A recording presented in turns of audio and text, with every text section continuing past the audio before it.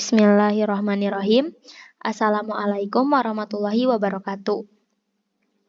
Kami dari kelompok 6 akan mempresentasikan tentang sistem operasi penjadwalan dalam CPU.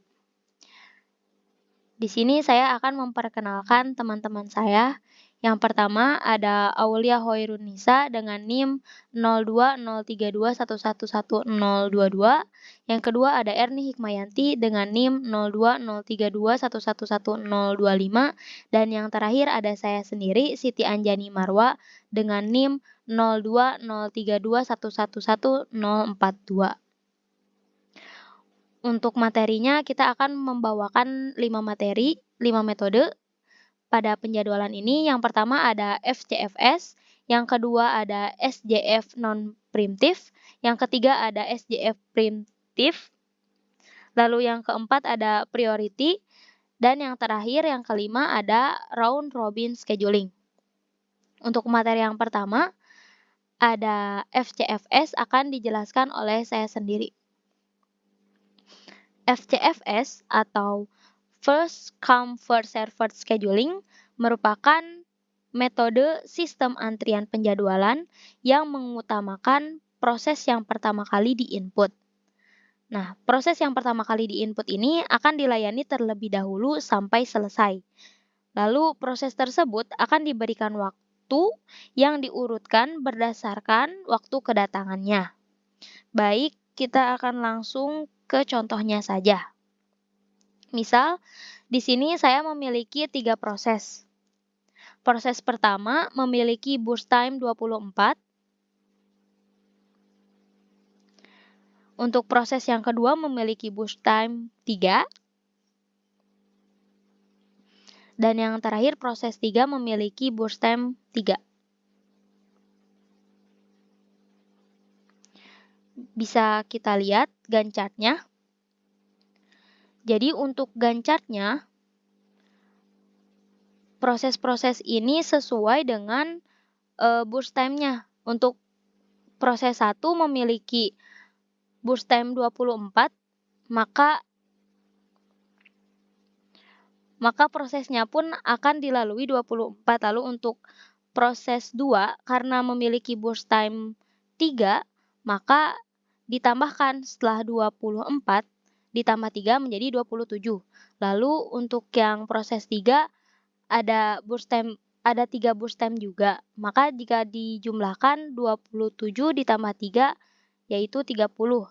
Lalu untuk rata-ratanya adalah 17 milidetik. Selanjutnya, SJF yang akan dipresentasikan oleh Aulia. Kepada Aulia dipersilakan.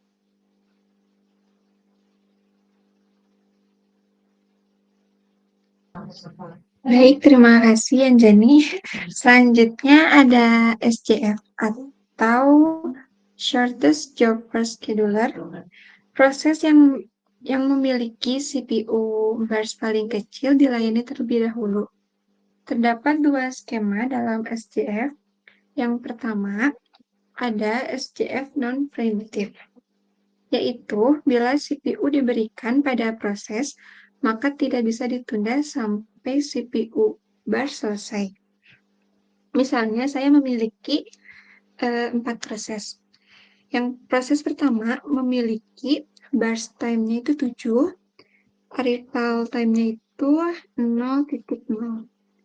Ada proses kedua memiliki burst time-nya 4, arrival time-nya 2.0. Pada proses ketiga memiliki burst time-nya 1, arrival time-nya 4.0, dan pada proses keempat memiliki burst time-nya 4, arrival time-nya 5.0. Dapat dilihat pada Gantt chart berikut, maka rata-rata waktu tunggu yaitu adalah 4 milidetik. Selanjutnya ada proses SJF preemptive.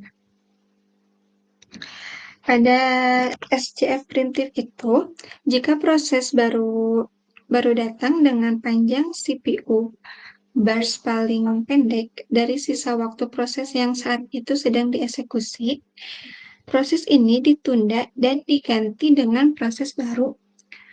Ini contohnya sama kayak yang SCF non-primitif, namun hasilnya beda, yaitu 3 milidetik. Jadi perbedaan antara penjadwalan primitif dan non-primitif itu adalah bahwa dalam penjadwalan primitif, CPU dialokasikan ke proses untuk waktu yang terbatas. Sementara dalam penjadwalan non-primitif, CPU dialokasikan untuk proses sampai ia berakhir atau beralih ke status menunggu. Sekian penjelasan dari saya. Selanjutnya akan dijelaskan oleh Erni Hikmayanti. Kepada Erni dipersilakan. Terima kasih Aulia. Untuk selanjutnya yaitu ada priority scheduling. Algoritma SJF adalah suatu kasus khusus dari penjadwalan berprioritas. Tiap-tiap proses dilengkapi dengan nomor prioritas atau integer. CPU dialokasikan untuk proses yang memiliki prioritas paling tinggi. Nilai integer terkecil biasanya merupakan prioritas terbesar. Jika beberapa proses memiliki prioritas yang sama, maka akan digunakan algoritma FCFS. Penjadwalan berprioritas terdiri dari dua skema, yaitu non-preemptive dan preemptive. Jika ada proses P1 yang datang pada saat proses 0 sedang berjalan, maka akan dilihat prioritas proses 1. Seandainya prioritas proses 1 lebih besar dibanding dengan prioritas proses 0, maka pada non-preemptive, algoritma tetap akan menyelesaikan proses 0 sampai habis CPU burst-nya dan meletakkan proses 1 pada posisi head queue. Sedangkan pada preemptive, proses 0 akan dihentikan dulu dan CPU ganti dialokasikan untuk proses 1. Misalnya, terdapat 5 proses. Proses 1, proses 2, proses 3, proses 4, dan proses 5 yang datang secara berurutan dengan CPU burst dalam milidetik. Misalnya di sini proses 1-nya burst time-nya 10, priority-nya 3. Lalu proses 2, burst time-nya 1, priority-nya 1. Lalu proses 3, burst time-nya 2, priority-nya 3. Lalu proses 4, burst time-nya 1, priority-nya 4. Lalu yang terakhir, proses 5, burst time-nya 5, priority-nya 2.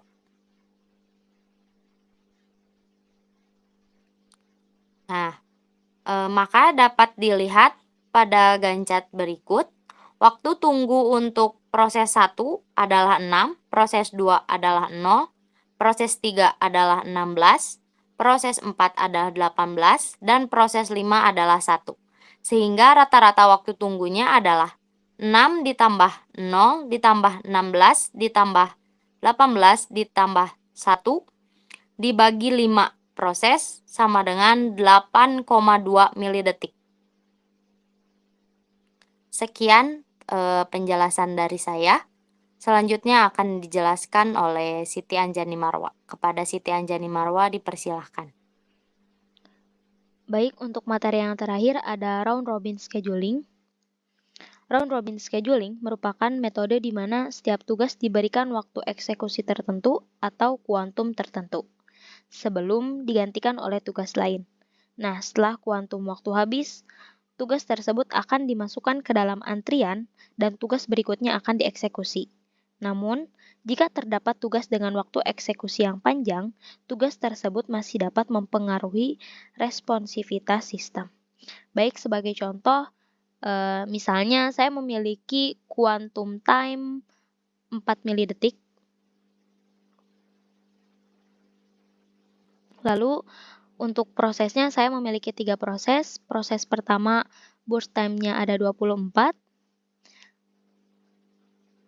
Lalu proses kedua burst time-nya ada 3. Dan yang terakhir proses 3 burst time-nya ada 3.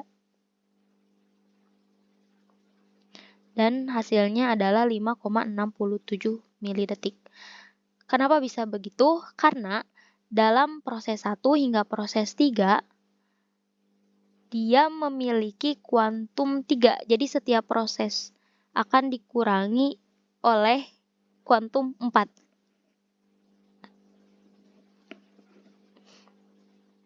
Yang nantinya akan dibagi oleh 3 proses. Maka hasilnya akan 5,67. Sekian presentasi dari kami mengenai algoritma penjadwalan dalam sebuah CPU. Mohon maaf apabila terdapat tutur kata yang kurang berkenan. Wabillahi taufiq wal hidayah. Wassalamualaikum warahmatullahi wabarakatuh.